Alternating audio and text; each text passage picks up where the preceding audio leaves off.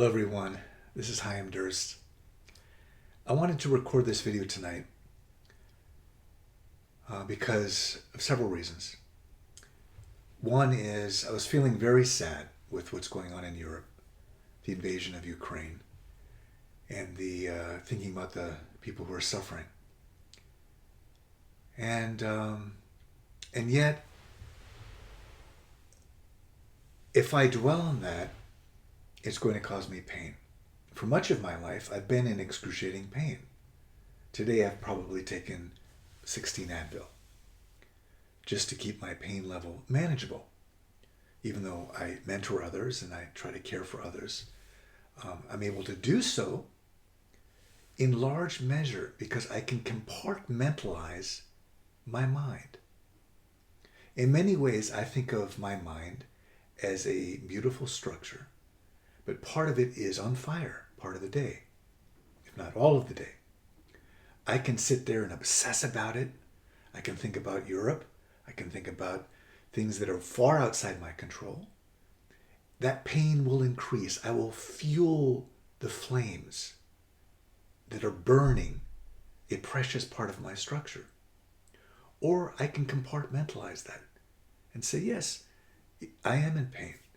Yes, a part of me is burning and I'm dealing with that as best I can.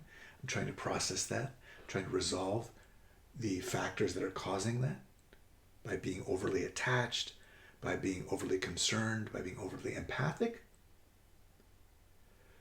But if I compartmentalize my mind, I can still function well. I can still serve. I can still teach. I can still attend to my needs and those of others without being inflamed and engulfed by the pain that I'm experiencing or that I'm witnessing others experience. That ability to compartmentalize has sustained me for the last 30 years of excruciating pain. That no matter what I face, I think, okay, by using that visualization, which I'll get into here, by saying, okay, that's on fire, but it doesn't mean that I'm on fire. It doesn't mean that it's going to destroy me, because the integrity of my psyche, the integrity of my character, the integrity of my being is strong enough to withstand the flames that are happening somewhere else. That doesn't mean I disassociate from the needs that are clearly presenting themselves, but I address them when I'm strong enough to do so, rather than being controlled by them. One of my favorite mottos is, your emergency is not necessarily my priority. So I'm telling that to myself. The emergency that's presenting itself over here is not necessarily my priority. My priority always is to take care of myself, to nourish myself so that I can better deal with that when I'm strong enough to do so. Let's get into the visualization technique here. So let's get into the details of my compartmentalization technique. This is how my mind normally looks. This is a digital image that I created that I think very accurately depicts all the thoughts swirling around, jabbing at me, tearing at me, trying to shatter my serenity. So I use visualization. That's the primary tool that I use to sort out my thoughts and to keep myself safe from them. The technique is called House on Fire. I know I can't completely ignore the pain, but there are safe parts of my being that are pain-free. I close my eyes and picture my childhood home engulfed in flames, which is often how I feel when I'm in acute pain. Although the fire rages out of control, my library remains impervious. I sit in my favorite chair in the library, aware of the fire, but not threatened by it. Directly in front of me stands a whiteboard.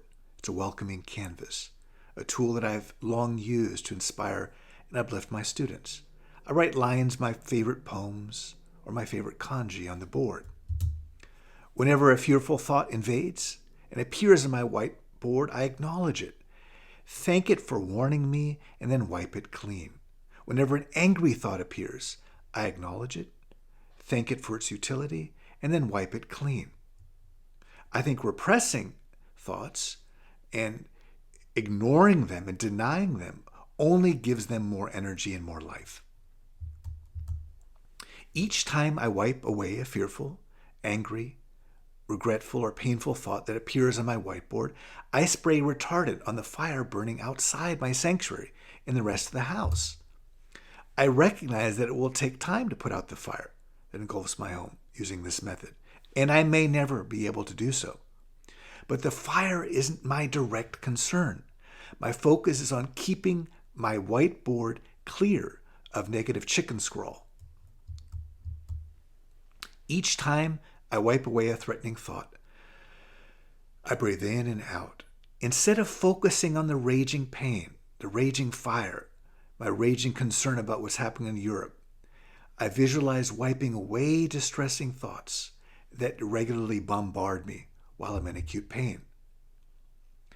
I recognize that it will take time and that I may never put out the rest of the fire that's in my house, but that's okay. I'm okay with that. The human condition is not necessarily to be pain-free. I recognize that my internal fire may continue to rage on and consume part of my mind, but it will never consume the heart of me, the core of who I am, my creative, loving, serving self. I found that it is possible to compartmentalize my pain. I've done so. Here I am at 1:30 in the morning, still functioning despite the pain, still creating despite the pain. I can seek refuge in a part of my being that is free of pain, that is free of anxiety, and I can remain there until it's safe to emerge. And I use this technique regularly. Close my eyes. There I am in my library. There's the whiteboard. It's now being filled up with angry, fearful thoughts.